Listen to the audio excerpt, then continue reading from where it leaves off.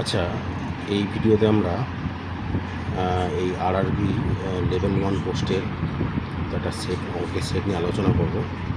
দেখো এখানে 91 থেকে দেওয়া আছে, তো আমি 91 থেকে এই 100 অবধি যে কটা অঙ্ক আছে সব কটা এক এক করে সলভ করবো, ঠিক আছে? তোমরা দেখতে থাকো। বলেছি যে দুটি নল একটি চৌবাচ্চাকে যথাক্রমে 2 ঘন্টা ও 3 ঘন্টায় ভর্তি করতে পারে। যদি দুটি নলকে একত্রে খোলা হয় তাহলে চৌবাচ্চাটি ভর্তি হতে কত সময় লাগবে? দেখো এটা খুব সোজা অঙ্ক।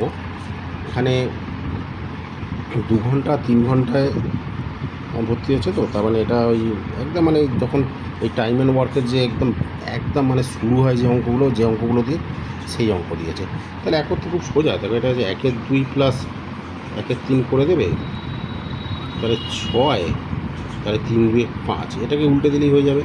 তাহলে হচ্ছে 6-এর 5 এত ঘন্টায়, অর্থাৎ হচ্ছে 6 যদি করো, এবার দেখো এটাকে করতে লাগবে না। 6-এর 5 যদি করো না, 5 1-কে 5 1, তাহলে 1 পূর্ণ 1-এর 5 ঘন্টা। 1-এর 5 ঘন্টা মানে হচ্ছে কত হচ্ছে তোমার ওই 60-কে 1-এর 5 করো 12 মিনিট, তার মানে 1 ঘন্টা 12 মিনিট হবে অ্যান্সার, ঠিক আছে? এটা হচ্ছে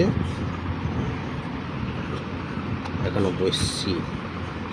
আচ্ছা, তারপরটা বলেছে দেখো যে 120 কিমি ঘন্টা গতিতে এ ট্রেন তার পাশাপাশি লাইনে একই দিকে যাওয়া বি ট্রেনকে 2 মিনিট পর 2 মিনিটে পার করে। যদি ট্রেন দুটির দৈর্ঘ্য যথাক্রমে 100-200 মিটার হয় তাহলে বি ট্রেনটির গতিবেগ কত? অঙ্কটা দেখে অনেক বড় মনে হচ্ছে, কিন্তু অঙ্কটা একদম এক লাইনের অঙ্ক। দেখো ট্রেন দুটোর লেন্থ বলে দিয়েছে 100-200 মিটার, তারা একই দিকে যাচ্ছে এবং একজন যাচ্ছে হচ্ছে 120 কিলোমিটার বেগে, আর আরেকজনের হচ্ছে স্পিডটা বার করতে হবে, যেখানে কি না এ ট্রেনটা বি ট্রেনটাকে 2 মিনিটে পার করেছে। দেখো এ ট্রেনটা বি ট্রেনটাকে পার করেছে মানে এ ট্রেনটার বেগ বেশি কিন্তু এখানে, ঠিক আছে? এখানে যে গতিবেগ আসবে এটা কিচ্ছু না।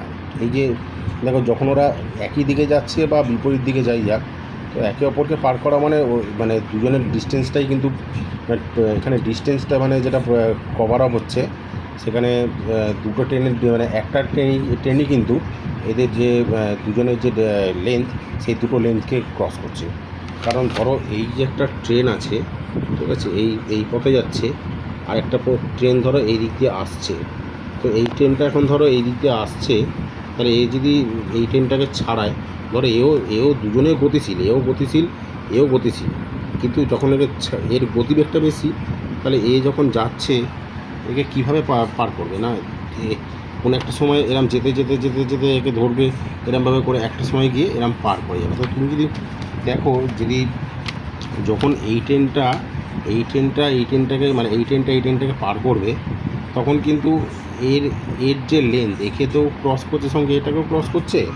তার মানে এখানে যেটা আলটিমেট ওদের যে কভার ডিস্টেন্স যেটা হবে 2 মিনিটে, সেটা হচ্ছে এই 100 আর 200 300 মিটার। তাহলে দেখো 2 মিনিটে যাচ্ছে 300 মিটার, ঠিক আছে? 2 মিনিটে তো 300 মিটার যাচ্ছে, তাহলে তোমার 60 মিনিটে কত যাবে, মানে 1 ঘন্টায় কত যাচ্ছে? তাহলে 2 মিনিটে যদি 300 মিটার যায়, তাহলে 60 মিনিটে যাচ্ছে। দেখো খুবই সোজা। তাহলে 2কে 30 দিয়ে গুণ করলে 60 হচ্ছে, আবার তাহলে 300কেও 30 দিয়ে গুণ করতে হবে। তাহলে কারণ 2 মিনিটে যদি 300 মিটার যায়, তাহলে একে হচ্ছে তোমার 30 দিয়ে গুণ করলে 60 আসছে, তো তাহলে একেও তো 30 দিয়ে গুণ করতে হবে, 9000 মিটার। এবার একটা জিনিস দেখো, তাহলে হচ্ছে 60 মিনিটে 9000 মিটার যাচ্ছে, মানে এখানে কিন্তু 1 ঘন্টায় 9 কিলোমিটার, 9000 মিটার মানে 9 কিলোমিটার। এবার যখন ট্রেন দুটো একই ডাইরেকশানে যায়, তখন তাদের রিলেভেন্ট যে ভেলোসিটি, যেটা হচ্ছে বেগ হয়ে যায় না, বড়টার থেকে মানে দুটো মাইনাস হয়ে যায়। যার বেগ বেশি তার থেকে যার বেগ কম দুটো মাইনাস হয়। মাইনাস হয়ে গেলে যেটা হয় সেটা অ্যাকচুয়াল স্পিড হয়। তো দেখো এখানে এ ট্রেনটা বি ট্রেনটাকে অতিক্রম করেছে, তো এবার ওদের এ ট্রেনের গতিবেগ বলে দিয়েছে 120 কিলোমিটার, তার মানে বি ট্রেনটা চেয়েছে। এবার এখানে যে রিলেভেন্ট ভেলোসিটিটা যেটা আসছে, সেটা কত আসছে? তাহলে 9 কিলোমিটার প্রতি ঘন্টা হচ্ছে, তাই না? তাহলে এবার এখানে কার বেগটা বেশি হবে? এ তো বিকে ক্রস করেছে, তার মানে হচ্ছে নিশ্চয়ই এর গতিবেগটা বেশি আছে। দেখো এবার এ যদি 120 হয় আর এ আর বি এর বিয়োগফল যদি 9 হয়, তাহলে দেখো অপশান থেকে তোমরা অ্যান্সার বের করে নিতে পারবে। দেখো 120 থেকে 111 মাইনাস দাও, তাহলেই কিন্তু এই 9 কিলোমিটার প্রতি ঘন্টাটা আসছে। অর্থাৎ বি এর গতিবেগ এখানে কিন্তু 111 কিলোমিটার। ঠিক আছে, মানে 111 কিলোমিটার 1 ঘন্টায় যাচ্ছে। বুঝতে পারলাম? দেখো তারপরটা বলেছে যে 180 মিটার লম্বা একটি ট্রেন তার সমান দৈর্ঘ্যের প্ল্যাটফর্মকে 18 সেকেন্ড অতিক্রম করে ট্রেনটার গতিবেগ কত। এটা অঙ্কটা করতে হয় না, এটা মুখোমুখি হয়ে যায়।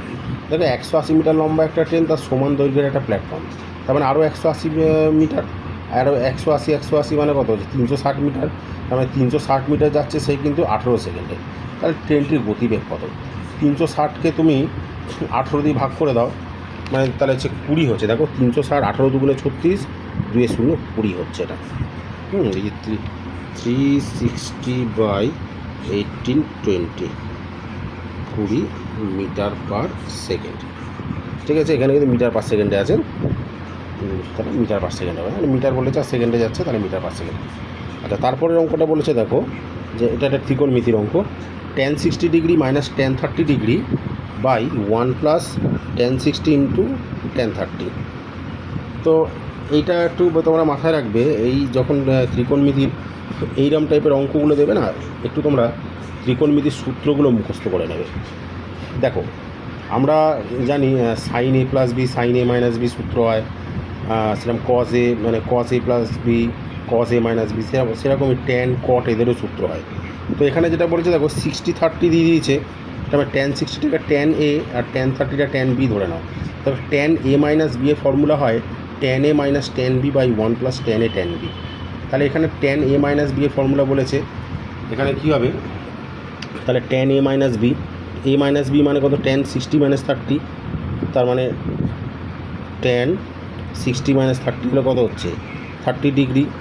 আমরা জানি tan 30-র মান কত না 1/√3। ঠিক আছে, tan 60-র মান কত হয় √3 হয়, কিন্তু tan 30 হবে এখানে, কারণ 60 থেকে 30 বিয়োগ যাচ্ছে তো। tan a মাইনাস বি ফর্মুলাটা তো tan a মাইনাস বি তো, তাই না? tan a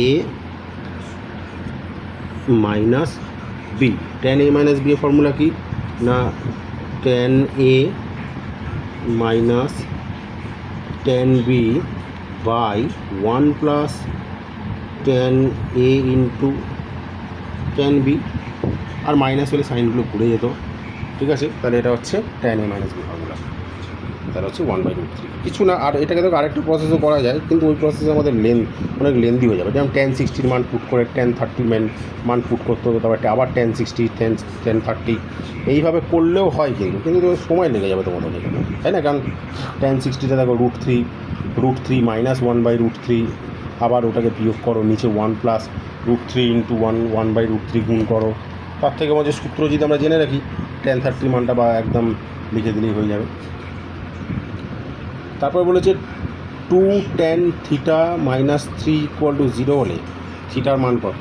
দেখো এটাও কিন্তু মুখে মুখে অঙ্ক, এই অঙ্কটা মুখে মুখে হয়ে যায়।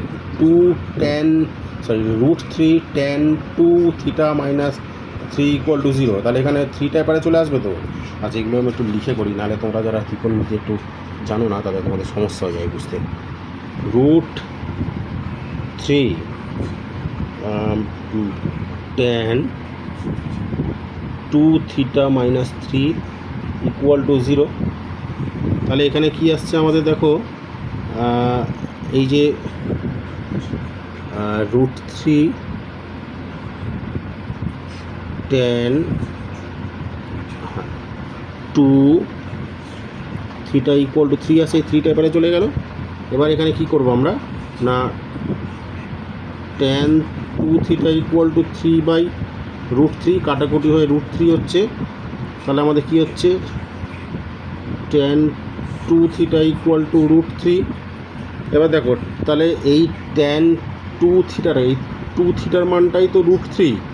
এবার একটু ভাবো তো tan কত ডিগ্রির মান √3 আমরা জানি না। tan এটা তো আমরা জানি যে tan 60-র মান √3, তাহলে 60, তার মানে tan 2 থিটা = 60।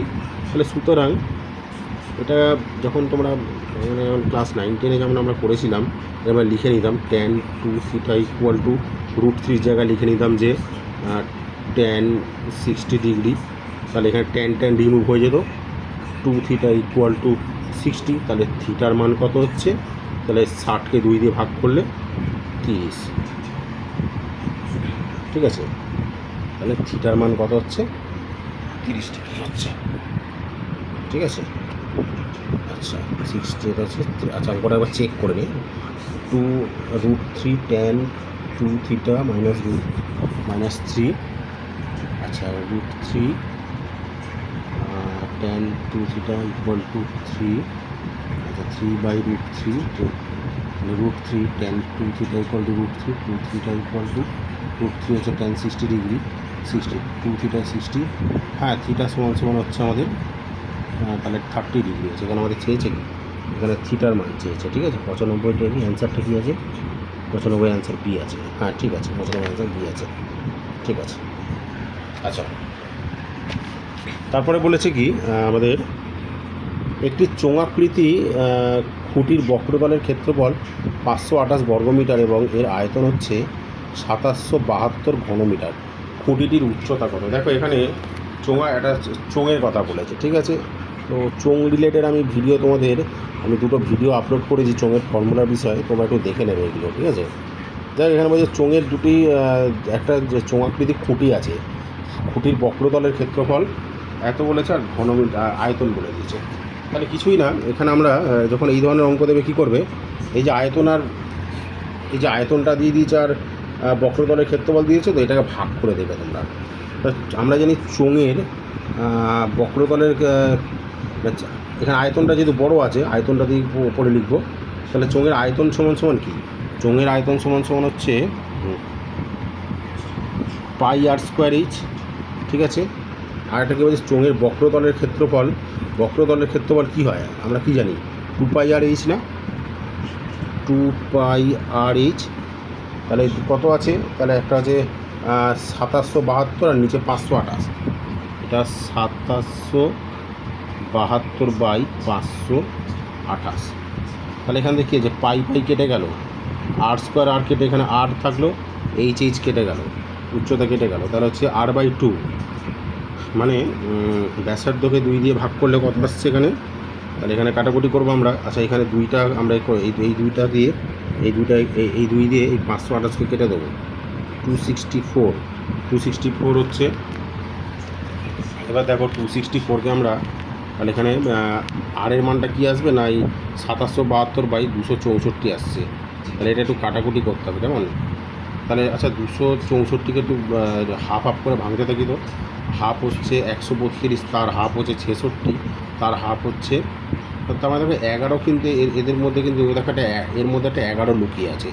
আচ্ছা 11 দিয়ে দেখি, 11 দুগুণে 22 আর 5 × 7 = 57, হ্যাঁ 11 দিয়ে যাচ্ছে, কিন্তু 11 দুগুণে 22 আর 5 × 7 = 57, 5 × 11 = 55, 2 11 দুগুণে 22 252, 11 দুগুণে 22, 4 × 11 = 44, তাহলে 252/24, তাহলে এখানে 252/24 আমরা দেখি তো ডাইরেক্ট যায় কি না, 24 আর 24 না, এটা হচ্ছে ডাইরেক্ট এর মধ্যে যায় না, তো যাই 252, এটা তাহলে আমরা 24টা কী আসছে না, 8 আর 3 দিয়ে যাচ্ছি, কিন্তু 8 আর 3 দিয়ে এটা যাচ্ছে। আচ্ছা 8 দিয়ে দেখি তো, 1 2 8 8 দিয়ে যাচ্ছে, 3 দিয়ে যাচ্ছে, 3 8 24, 3কে আচ্ছা 3 8 24 আর 1 2 12, 3 4 12, 84, এটা হচ্ছে 8 4 তাহলে এটা হচ্ছে 2 দিয়ে 11 হচ্ছে, কেমন। তাহলে ব্যাসার্ধ হচ্ছে 11 হয়ে যাচ্ছে। এবার বলছে খুঁটিটির উচ্চতা কত। দেখো ব্যাসার্ধ আমাদের কত বেরিয়ে গেল, ব্যাসার্ধ 11 বেরিয়েছে না, তখন 11 যদি বেরোয় এখান থেকে, সেখানে যাই না কাটাকুটিটা ঠিক আছে কিনা। তবে যদি কাটাকুটি ঠিক হয় তো ভালো, নাহলে আমি অঙ্কটা রিপিট করবো না, কারণ করতে গেলে অনেক সময় ভিডিওটা লেন্দি হয়ে যাবে। যদি অঙ্কটা অ্যান্সার না আসে ভাববে, তাহলে আমার এখানে ক্যালকুলেশন এই কাটাকুটির কোনো ভুল আছে। তাহলে r = হচ্ছে কত না 11 যদি বেরোয়। এবার দেখো এখানে আমাদের কী চেয়েছে, এখানে যে খুঁটিটির উচ্চতা চেয়েছে না, এই উচ্চতা কী হয়েছে, তাহলে একটু আমাদের 2πr/h, 2πr/h ধরে করে দেবো। এই যে 2πr/h 528 ছিল, তাহলে 2πr/h = 528। এবার দেখো r এর মান 11 পেয়ে গেছি, 2 × 22/7, পায়ের মান 22-27 জানি, আর কত পেয়েছি 11, ঠিক আছে, ইন্টু এইচ ইকুয়াল টু 528। এবার দেখো কাটাকুটি করবো, 528কে দেখি আমরা 11 দিয়ে যাই কি না, 11 দিয়ে করে দেখি, 11 4 11 44, হ্যাঁ যাচ্ছে, 11 4 11 44, হাতে 8 8 11 88, 22কে দিয়ে 11, আর হচ্ছে এখানে এটা হচ্ছে 24, ঠিক আছে, আর এটা আমাদের কত হচ্ছে, আর 2 দিয়ে করলে হচ্ছে আমাদের 12, তাহলে হচ্ছে এখানে এইচ ইকুয়াল টু 12/11, 12/11 করে দেখি আমাদের কত আসছে না, দেখো 12/11 করলে এখানে যে অ্যান্সারগুলো দিয়েছি সেগুলো আসছে না, ঠিক আছে, তার মানে এখানে আমাদের কোথাও এখানে এই জায়গাটা একটু ভুল গেছে, এই জায়গাটা, ঠিক আছে, আমি এটা করলে এটা আমি তোমাদের পরে একটা শর্টসের মাধ্যমে ভিডিওটা দিয়ে আমি করে দেবো, ঠিক আছে, তোমরা আমার চ্যানেলে যে শর্টসগুলো দেবো ওখান থেকে দেখে নিতে পারবে। এটা কিছু না, অঙ্কটা আমি যে প্রসেসটা করেছি একদম ঠিক আছে, খালি ক্যালকুলেশন একটু ভুল গেছে, ঠিক আছে। পরেরটা আসা যাক, এখানে বলেছে যে একটি 4 দেওয়ালের যে ঘর আছে তার ক্ষেত্রফল এত বলেছে, 4 দেওয়ালের ক্ষেত্রফল এত বলেছে, প্রস্থ এবং উচ্চতা 8 মিটার এবং 5 মিটার, ঘরের দৈর্ঘ্য কত। দেখো এখানে একটা যেটা বলেছে 4 দেওয়ালের ক্ষেত্রফল বলে দিয়েছে, আর প্রস্থ আর উচ্চতা বলে দিয়েছে, তাহলে দৈর্ঘ্য চেয়েছে, তাহলে দৈর্ঘ্য প্রস্থ উচ্চতার মধ্যে কিন্তু একটা এই 4 দেওয়ালের ক্ষেত্রফলের ফর্মুলাটা কি, এটা তোমরা যদি জানো, এই ফর্মুলাটা যদি মুখস্থ করে নাও, তাহলে তোমাদের কাছে কিন্তু অঙ্কটা খুব ইজি হয়ে যাবে, কেমন। তো এটা 4 দেওয়ালের ক্ষেত্রফলের ফর্মুলাটা যেটা হয়, 2 দিয়ে h 2h into l plus b, কেমন, 2 গুণ উচ্চতা into length plus breadth, length plus breadth মানে হচ্ছে দৈর্ঘ্য আর প্রস্থ যোগ করে তাকে 2 গুণ উচ্চতার সাথে গুণ করতে হয়। তাহলে এখানে দেখো হচ্ছে 200, তাহলে 4 দেওয়ালের ক্ষেত্রফল 220 বর্গমিটার, তাহলে 220 বর্গমিটার, 2 দিয়ে 220কে কাটো, 1 1 0 110, তাহলে height into length plus breadth equal to 110, তাই না। এবার কি বলেছে যে না এর প্রস্থ আর উচ্চতা, প্রস্থ হচ্ছে 8, উচ্চতা 5, ঠিক আছে, প্রস্থ 8 উচ্চতা 5, তাহলে উচ্চতা 5 প্রস্থ 8,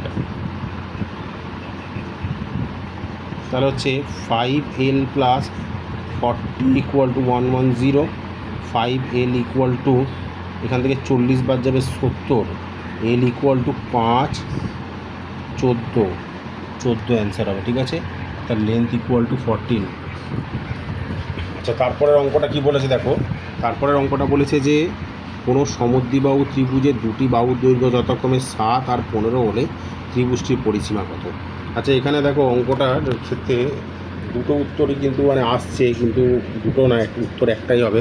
এখানে একটু মাথা খাটাতে হবে। দেখো এখানে সমদ্বিবাহু ত্রিভুজের বলছে বাহু দুটো, মানে সমদ্বিবাহু ত্রিভুজ, সমদ্বিবাহু ত্রিভুজ মানে কি, এই একটা বাহু এই একটা বাহু, মানে এই দুটো বাহু সমান হবে, আর এই বাহুটা কিন্তু মাপটা সমান হয়, মানে যে কোনো দুটো বাহুর মাপ সমান হয়, আর একটা মাপ মানে ওদের সাথে মেলে না, তাহলে সমদ্বিবাহু সমান দুটো বাহু, তাহলে বলেছে যে একটা 7 একটা 15 আছে।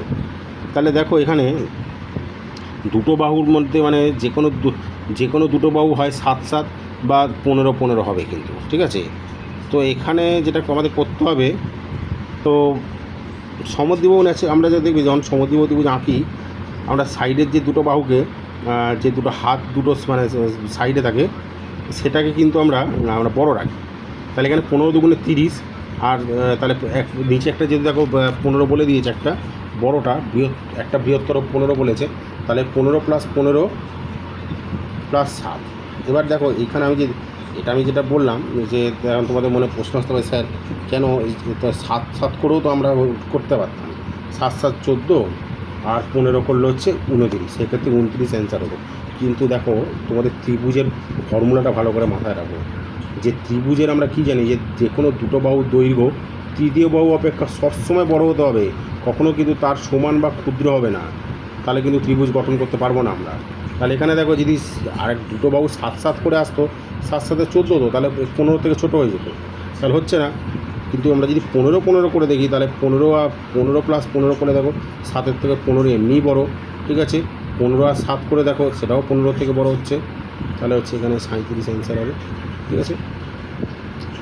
আচ্ছা, এখানে দেখো এই যে একটা দিয়েছে, এরকম তালিকা দিয়ে দিয়েছে, এই অঙ্কগুলো দেখো, এই অঙ্কগুলো দেখতে খুব বড় মনে হয়, তবে হ্যাঁ একটু আমি বলবো ক্যালকুলেশান এখানে লাগে।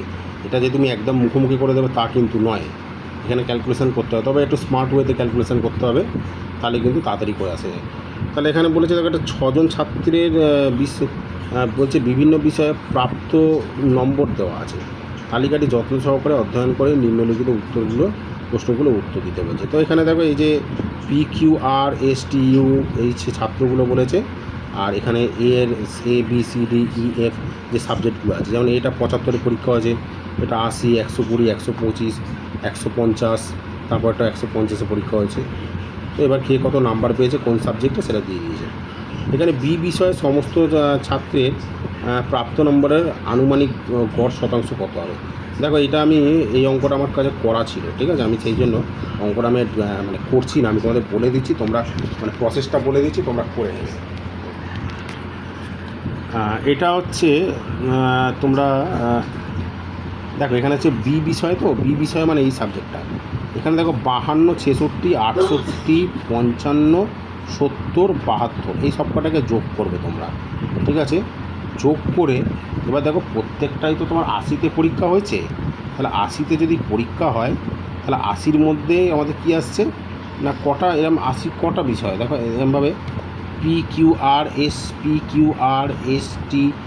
6টা, 6 48 মানে 480-তে পরীক্ষা হয়েছে, কিন্তু 480-র মধ্যে এবার এই যে বি সাবজেক্টে টোটাল কত নাম্বার এসে দেখবো আমরা, সেইটা মানে যে টোটাল মানে যোগফলটা 480-র কত পার্সেন্ট, ওটাই হচ্ছে উত্তর হবে। তাহলে ওটা আমি যে করে দেখেছিলাম যে 79 পয়েন্ট সামথিং কিছু আসছিল, তাহলে এটা হচ্ছে ওই 79 পয়েন্ট মানে আসন্ন মানে যে অ্যান্সারটা 80 হবে, ঠিক আছে। তাহলে 52, 66, 68 আমি তাও করে দিই তোমাদের একটু, তাহলে তোমাদের সুবিধা হবে। তাহলে 52 আমি মুখোমুখি করছি, দেখো 52 আর 66 যোগ করলে কত হচ্ছে, 52 আর 66 যোগ করলে 118 হচ্ছে, ঠিক আছে। 118 আর 60 যোগ করলে কত হচ্ছে, 178 আর 8 হচ্ছে 186, 186 আর হচ্ছে 50-এ কত হচ্ছে 236 আর 5 241, 241 আর হচ্ছে 70-এ 311, 311, 12, 13 আর 70 383, তাহলে 383টা এই 480-র কত পার্সেন্ট, ঠিক আছে। এটা 383টা 383 480-র কত পার্সেন্ট, তাহলে এটা ক্যালকুলেশন করে কী হবে 79 পয়েন্ট একটা ওই 7 বা 9 কিছু একটা বেরোবে, যেটা কিনা আসন্ন মানের জন্য তোমার হচ্ছে এটা 80 হয়ে যাবে, ঠিক আছে, 80 হয়ে যাবে মানে 79.5-এর বেশি আসবে অ্যান্সারটা, ঠিক আছে, এটা অ্যান্সার 80 হবে। কিউ দ্বারা সমস্ত বিষয়ে প্রাপ্ত শতকরা নম্বর কত, দেখো কিউ দ্বারা, এবার কিউ কোথায় আছে, কিউ কিন্তু একজন ছাত্র, এ কী করেছে না এই টোটাল এর যে নাম্বারটা মানে কিউয়ের যেটা বার করতে হবে যে প্রত্যেকটা সাবজেক্টে মানে কিউয়ের একটা মানে টোটাল পার্সেন্টেজটা বার করতে হবে, তো কিছুই না একদম একই নিয়মে, খালি এখানে কী করতে হবে এইগুলোকে অ্যাড করে দিতে হবে, এইগুলোকে কিউয়ের এই যে 42, 66, 85, 92, 105, 100 যোগ করে দাও, আর টোটাল কত পরীক্ষা হয়েছে সেই টোটাল নাম্বারটাকে অ্যাড করো, এবং সেই যে কিউয়ের যে টোটাল নাম্বারটা সেটা টোটাল নাম্বারের কত পার্সেন্ট একদম এই প্রসেসে করতে হবে আমাদের, ঠিক আছে। তো এর অ্যান্সারটি যেটা আছে 100 হচ্ছে সি আছে 70%, এটা 70%ই হবে সম্ভবত। 490 ও পেয়েছে, আর টোটাল 700 নম্বরের পরীক্ষা, এই সব কটা যোগ করলে সম্ভবত আমার যতটা মনে পড়ছে 490 হবে, আর এইগুলো যোগ করলে বোধহয় 700 হচ্ছে, তাহলে 490টা 490 এটা হচ্ছে 700-র কত পার্সেন্ট, 700 7 7, তাহলে 7×10 70%, ঠিক আছে, 70 অ্যান্সার হবে, ঠিক আছে। তাহলে এই অঙ্কগুলো হয়ে গেল, তাহলে এবার তোমরা ভিডিওটা দেখো, তোমরা দেখে আমাকে কমেন্টে অ্যান্সারটা দিও কেমন লাগলো, আর কোন জায়গার অসুবিধা হচ্ছে একটু বললে আমি তাহলে পরের ভিডিওতে সেটা বুঝিয়ে দেবো।